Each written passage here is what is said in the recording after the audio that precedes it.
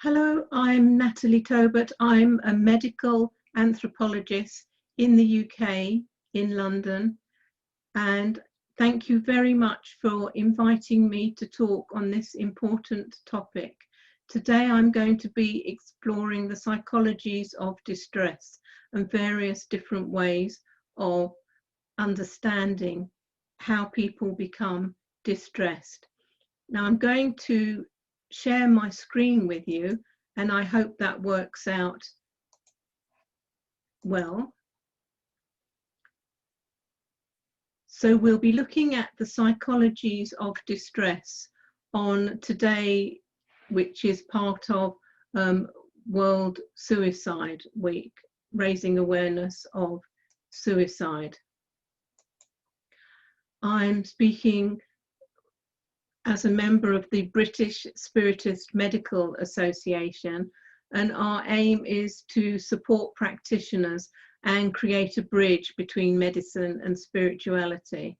And we aspire to have supported integrated health in the UK. First of all, I'll look at sudden death. What is the result? What is the cause of sudden death? And it can be deep grief and complex factors which lead people to suicide. There's rarely a single trigger, though there may be an important last straw. And in the UK, 6,000 people a year die by suicide, around 1,500 women and 4,500 men. And young men die by suicide. Often it's a final straw, the end of an important relationship, or losing one's home or job, or having a deeply emotional event. So I'm going to use the next few slides for looking at the multiple causes of distress. And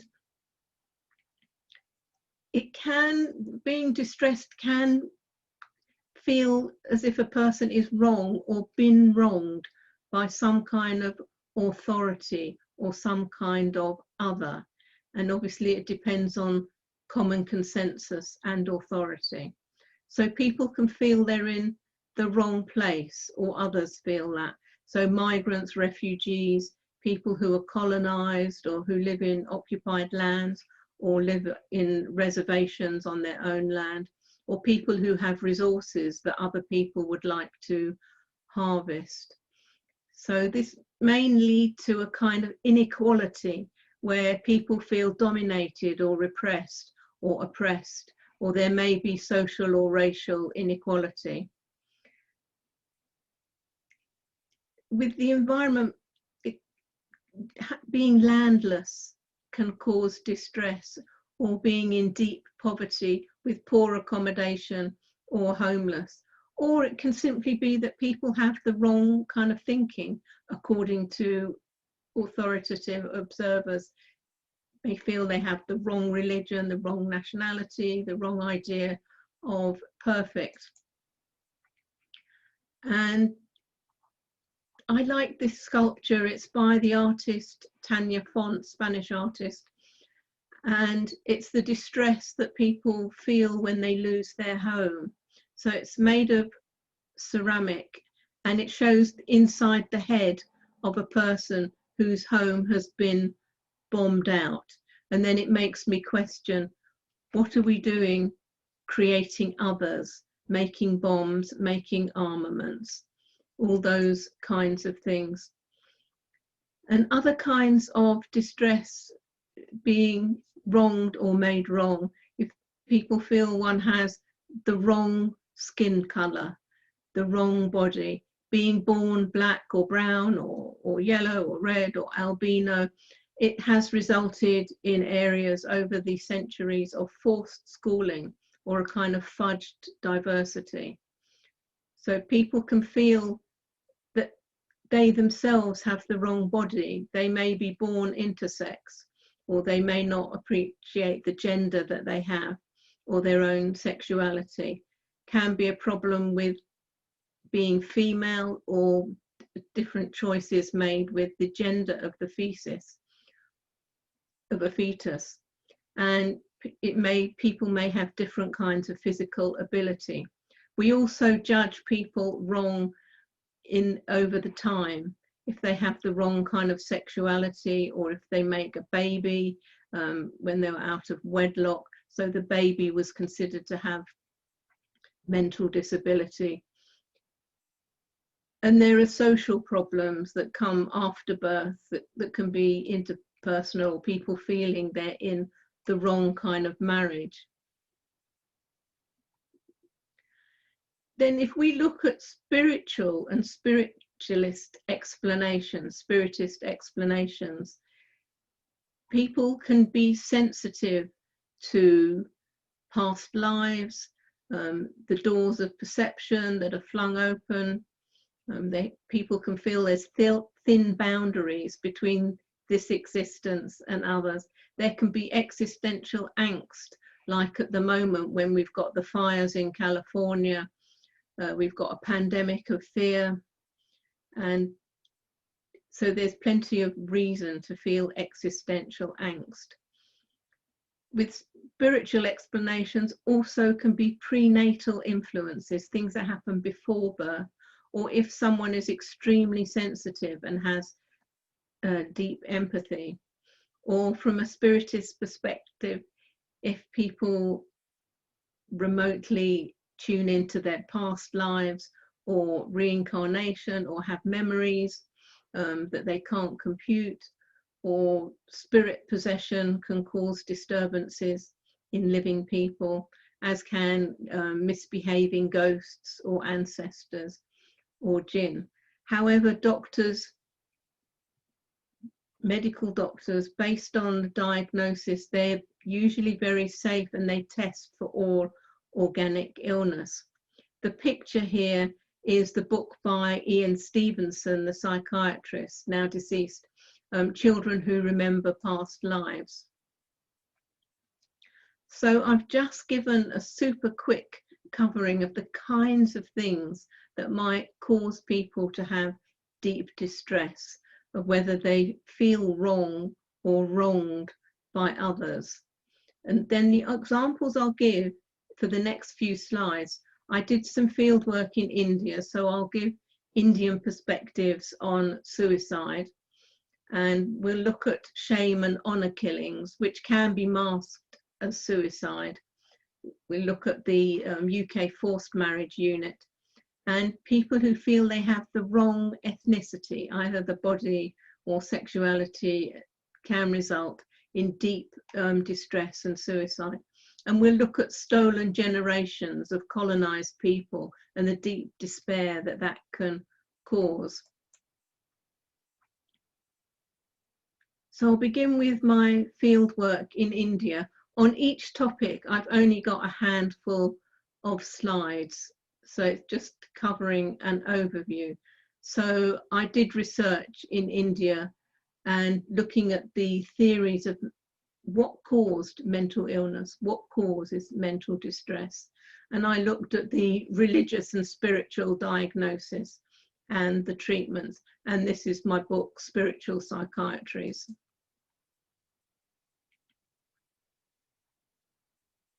The fieldwork in South India, I did 40 interviews with patients, psychiatrists and priests, clairvoyants and psychics. I interviewed people who followed the ashram of Sri Aurobindo and the Mother, and I also went round temple perambulations and followed prayer rituals at mosques. My interest was there anything we could learn in the West from the spiritual practices in India to support a better mental health?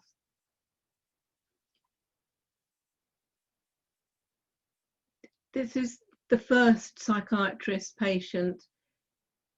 This was a woman in her 30s who'd seen the psychiatrist for 10 years for depression and paranoid symptoms, and she'd repeatedly tried to hang herself.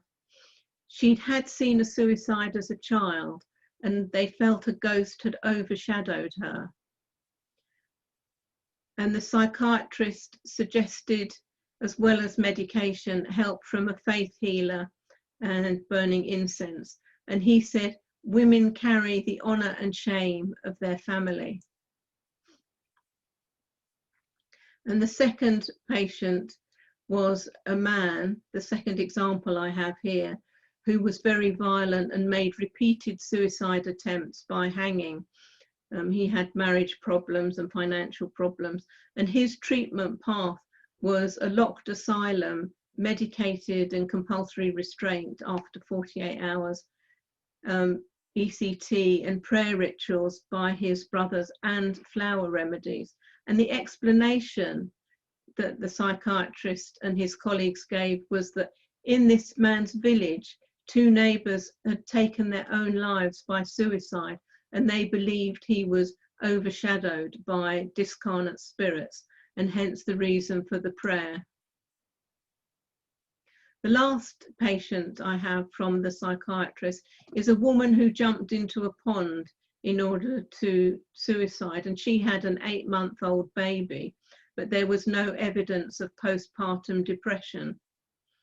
However, the psychiatrist discovered a fan in her room that had a certain history, and they realized that the same fan taken from a relative's house where a 12-year-old boy had hung himself. And we understand about the West in and other places of psychometry, which is a form of extrasensory perception whereby psychic people make associations from an object's history, and that's what they felt had happened. They'd moved the fan from one house to the other. The psychiatrist that I met in India was Dr. Basu, and he felt that the Western model of psychiatry did not fit Indian beliefs about the nature of human existence. He said there was an underlying assumption that in Western traditions that people were influenced only by postnatal experience rather than by past lives or planets or karma or parapsychological or supernatural influences. And this picture shows him with the imam, the Muslim cleric who sent him patients. In the UK, going back to shame and honour, the police believe that there may be 12 honour killings every year that may occur within Asian or Middle Eastern families when a person is believed to have dishonoured their loved ones. So honour killing is the murder of a woman accused of bringing shame upon her family, but these killings may be disguised as suicide or fire or an accident. And it can be that if you're Asian and May and gay in the past, that there was a problem and men were forced to marry,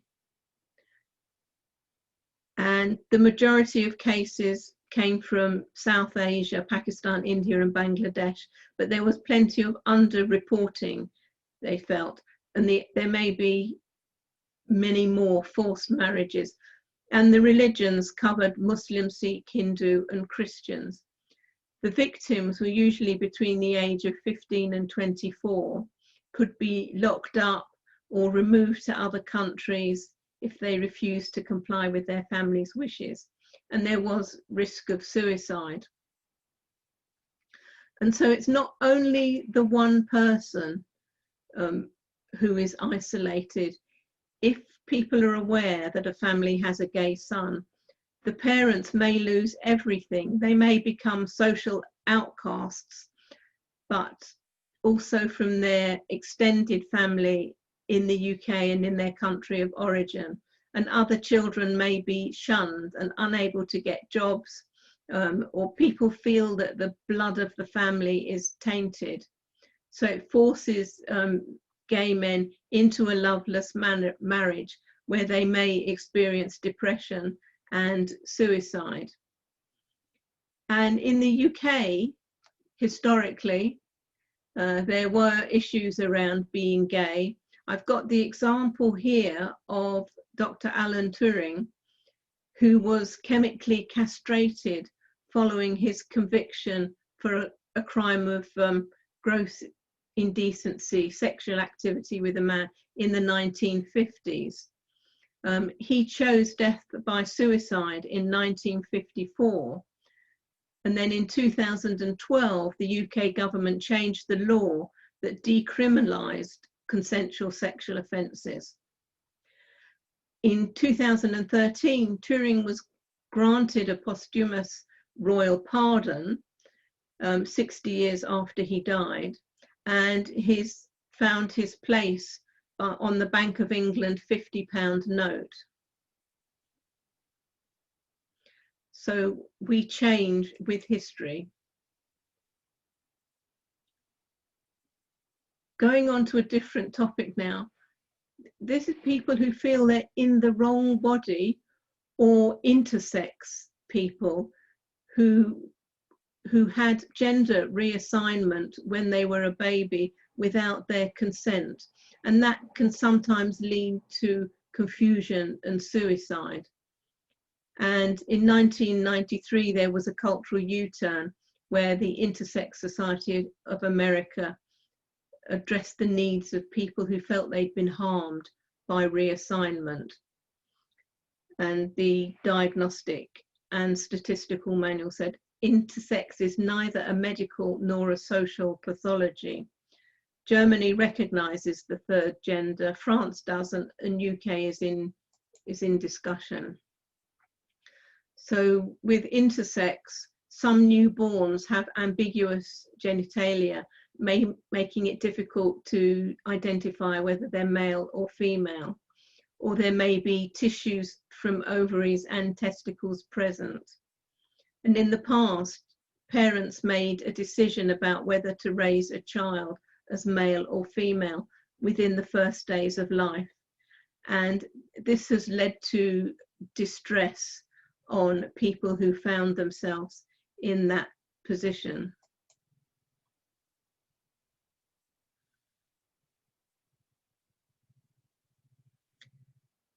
There is also distress when people are made to feel wrong because of the skin colour that they were born with. And we've got one example here of Chukwemeka Maxwell, who's the founder of Action to Prevent Suicide. He was born in London, UK. He says, I was born a Negro and then I became coloured and now I'm black. And today others want to be called African to acknowledge slavery and place of origin. He said he experienced discrimination, being seen for the colour of his skin and not his qualifications.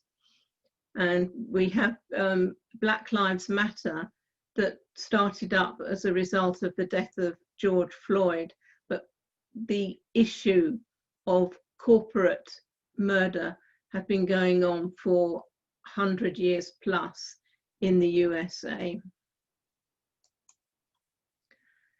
And I'm wondering what happened to the spirits of those who died as a result of slavery or war. And there's an interesting sculpture at the bottom of the sea near Grenada in the Caribbean, and it's a tribute to those who died from slavery. And we've got interesting issues at the moment in UK where our Prime Minister says that we shouldn't sing the words of the prom song Land of Hope and Glory, Mother of the Free, and then changed his mind and said we should sing it. He wants to end the cringing embarrassment of UK history. So I don't know if that's a whitewash over his thinking. But we have acknowledged slavery more in 2020, the effects of slavery. The historical pressures of that can cause psychologies of distress and suicide.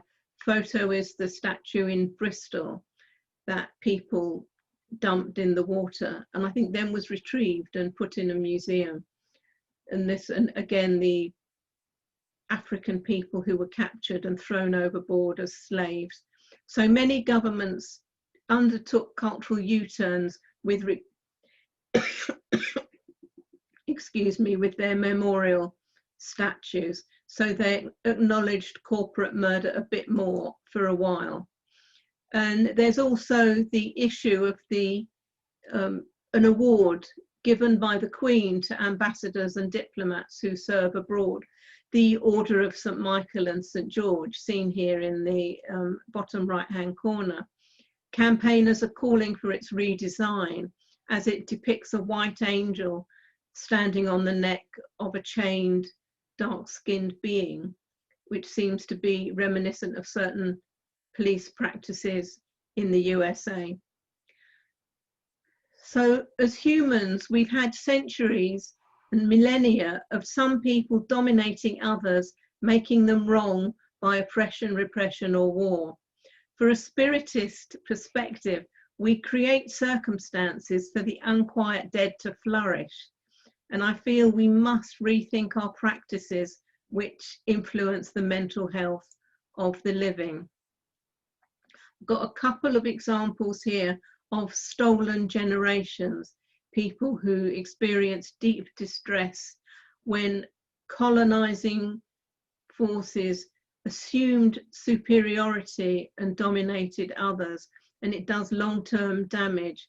And they created residential schools for First Nation people or Aboriginal people. And in Australia the same, people call it the stolen generation.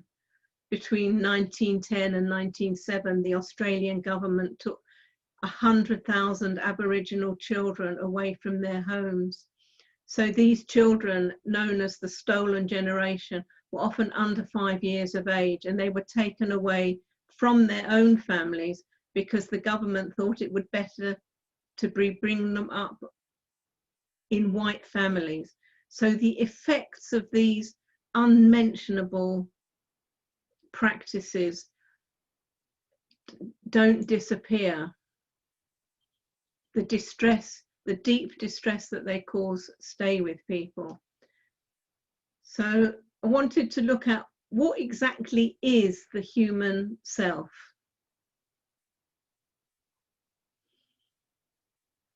In some societies, a human being is considered to consist of both physical and non-physical components, some of which precede and survive death. And then my question to everybody is, to what extent does our self access other dimensions? And in how can this influence suicide, if that's the case? So there are various models of reality. One is that the earth is flat and center of the universe, or that the sun sets and the moon rises. Now we're aware that the earth is round and rotates, but there's examples relating to humans, that you only live once, you're born, you live a bit and you die. Or others say you die and then you hang around a bit and then you reincarnate. So what happens if we suicide? Are we born again facing the same issues? Exactly what happens? What do people believe happens? And I've got various examples here, various diagrams of this, where you're born, you live a bit of time, you die, end of story. Or you're born, you live a bit of time, you die, you become an ancestral spirit, or you have a soul and you go to heaven or hell. Or you die here and you go to some other place, or you die and you reincarnate. There's all kinds of options about the model of life and death. And I'm interested in, for your watching and listening this, what are your own models of life and death? Is death the end? Do you only live once, full stop? Or do you die and go to heaven or hell? Or do you die and then reincarnate? And then what happens if you suicide? What are your beliefs from a spiritist perspective? All these diagrams and these issues, I've indulged myself and put the front cover of my most recent book on cultural perspectives on mental well-being, where a lot of this material, you can find it in the book.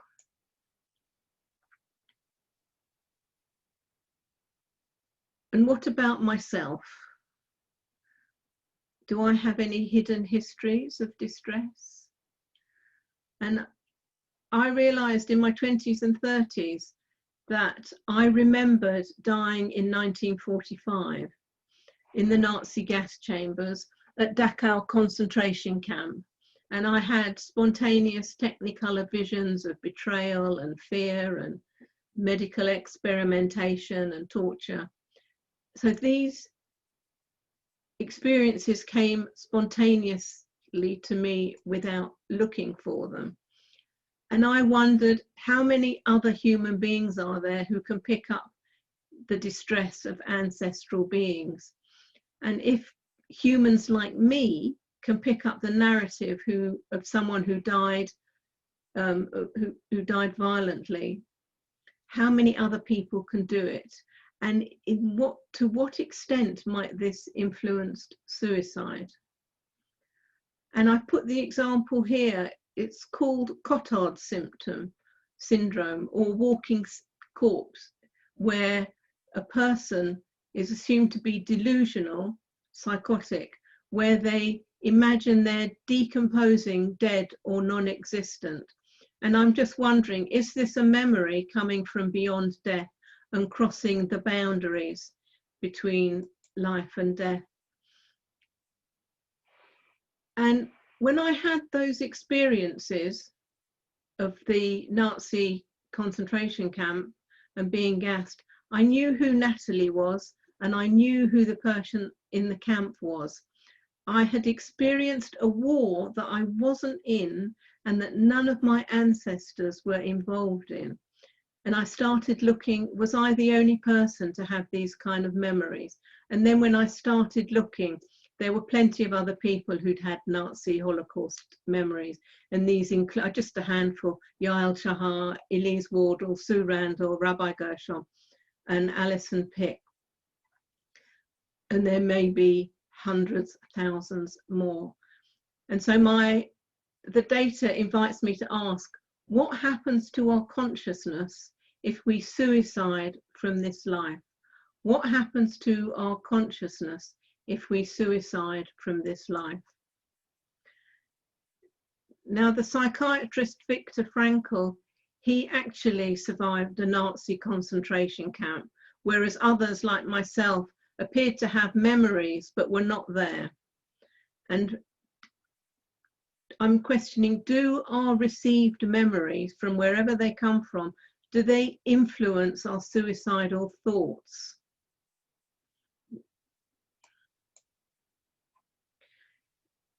Is it possible that these kind of memories influence our mental health episodes, or contribute to psychosis, or exacerbate suicidal thoughts? Could some memories stretch beyond childhood trauma in the present life and beyond our parents' memories of trauma? Is it possible memories arrive in us remotely from distant incarnations, from our own or other people's?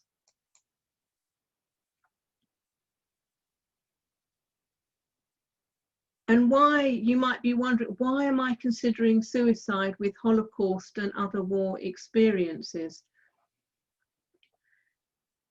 My proposition is that people who have mental distress and suicidal thoughts may be responding to trauma from the current life, trauma from a previous incarnation, or by tuning into a remote scenario. Those are just a few.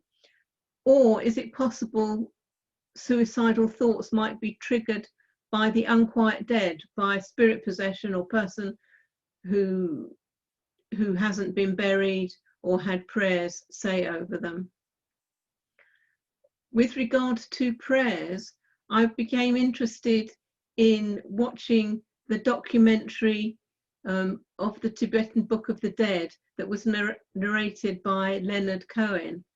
and it observes Buddhist Lama and his novice as they guide a deceased person into the afterlife. And he said that it requires 49 days of prayer to release dying or dead people from their attachments to this life. And the bardo of dying lasts from the time of a body's collapse, then death, until the body and consciousness separate and leave the earth's plane.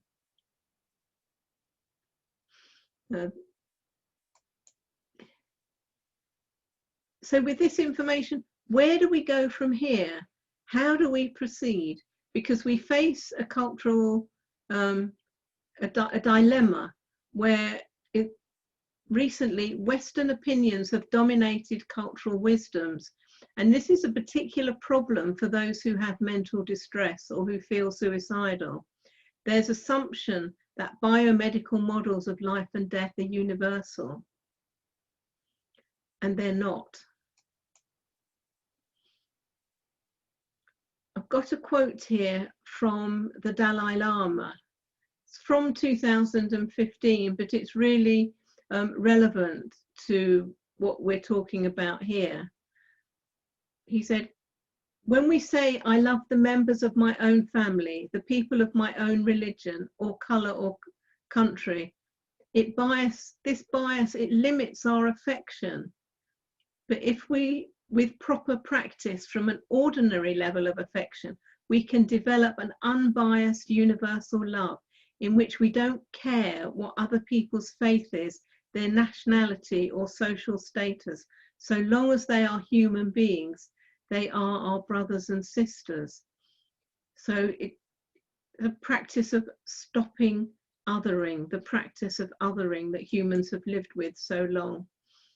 And this question was asked of Sri Ramana Maharshi in India. The questioner said, "How should we treat others?" And he replied, "There are no others." And is it possible for us to move forward like this? There are no others.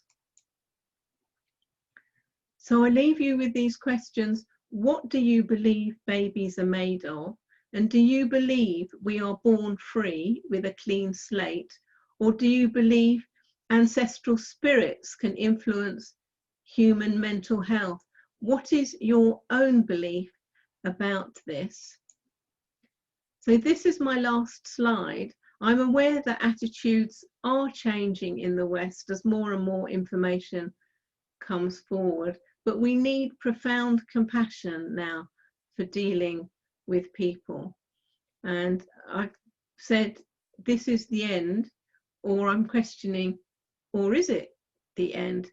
So I finish there with the slides, and I'm hoping that you will feel bound to discuss these issues and present your questions with people that you work with. Thank you very much for the invite to talk.